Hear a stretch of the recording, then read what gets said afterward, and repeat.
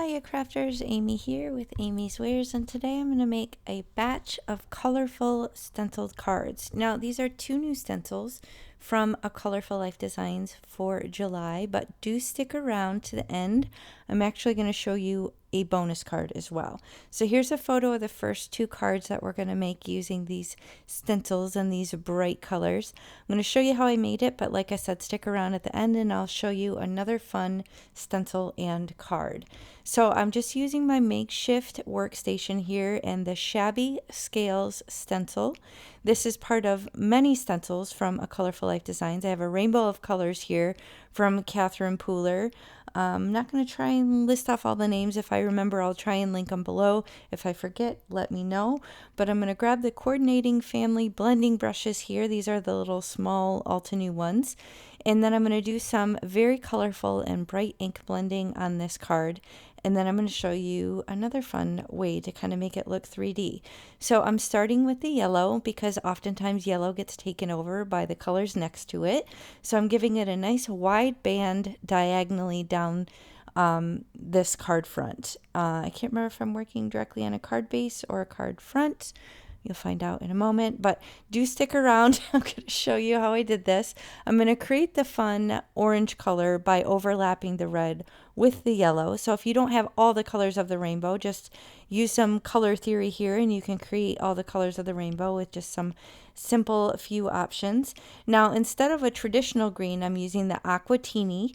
So that's a bit of a teal green, but once it meets the yellow, it kind of makes more of a traditional green. So that's kind of a fun option if you have the color.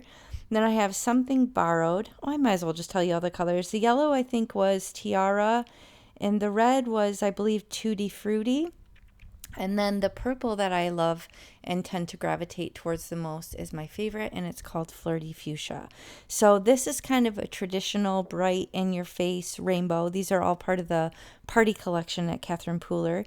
And I'm going to remove this stencil to reveal this beautiful design. Now here I'm showing you, oh, see, I'm working right on a card base. I actually got under the stencil. It shifted a little bit on me. So I'm going to clean this off and I'm going to show you how I fix my mistake. Now it's not a huge deal. It's not super noticeable. I could have left it as is, or I could have used like a white gel pen or maybe like a white paint pen and kind of covered that up. But instead, since it was directly off to the side, I decided to clean off the stencil, shift it over slightly to the side, and then basically create a shadow.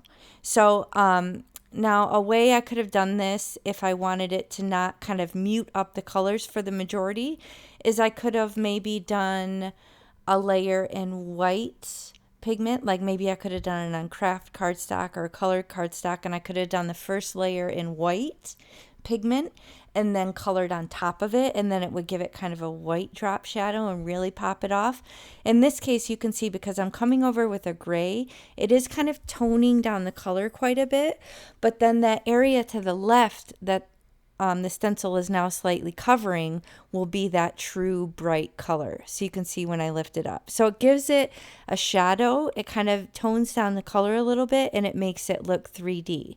Now to make it look even more fake 3D, you can come in with that white gel pen and add some highlights. So that's what I'm going to do here quickly. I have it sped up just to kind of add another little element to it. So it kind of gives it the illusion that it's three-dimensional and kind of popping off the page. So like I said, different ways that you could do it. This was just a way for me to kind of cover up my mistake with that ink blending. But like I said, it's just paper. I could have just left it as is, but I thought showing you that fun little option can kind of take it up a notch.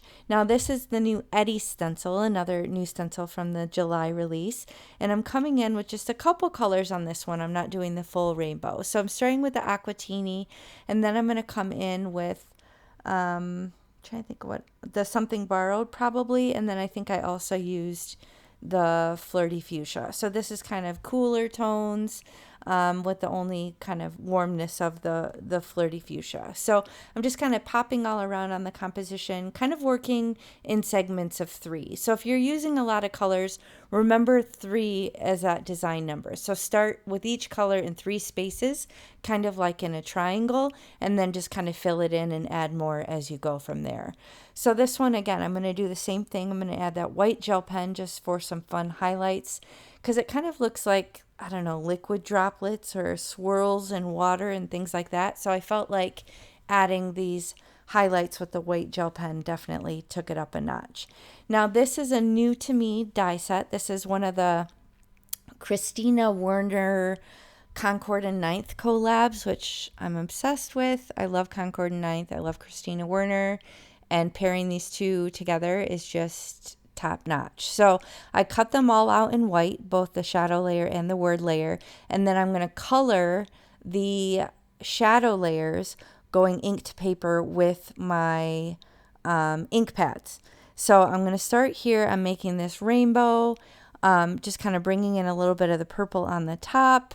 And then I have that You Are Loved white with the red on the background. And I think I decided I didn't like that, so I set that aside. I did the one to match the Eddie's background, and then I think what I did was I went and grabbed another piece of scrap of white cardstock and die cut it again so I could change it up for that first card a little bit. And you'll see what I did at the end. So stick around. I'm going to show you how I use that and also show you a bonus card. So this one I decided to come in with just gray since there was so much color on that first card. I decided to tie in the gray that I used for the shadow and use that as the shadow layer for the word. And then I just set aside the rainbow background one for another card.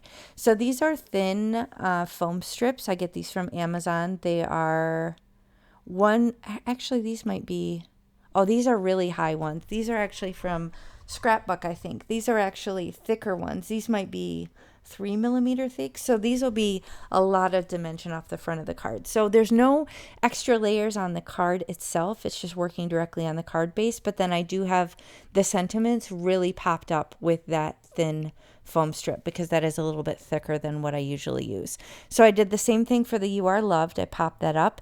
I'm just going to add another little design element by kind of tying into the roundness of the designs on the stencils and use that corner chomper.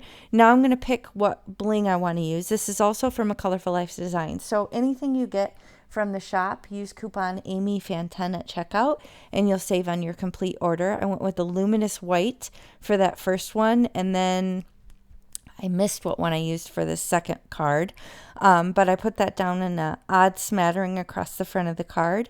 And here is the bonus card. So this is another stencil from the July release. It's a called Waterfall stencil. I use that in the same rainbow colors, and then I use that rainbow sentiment that I colored previously. So that's 3 cards with 3 new stencils, and I used Crystal Aurora Borealis on that card. So thank you so much for spending time with me. If you're still here at the end, I appreciate you sticking it out. If you enjoyed this, hit the thumbs up, and I will catch you next time.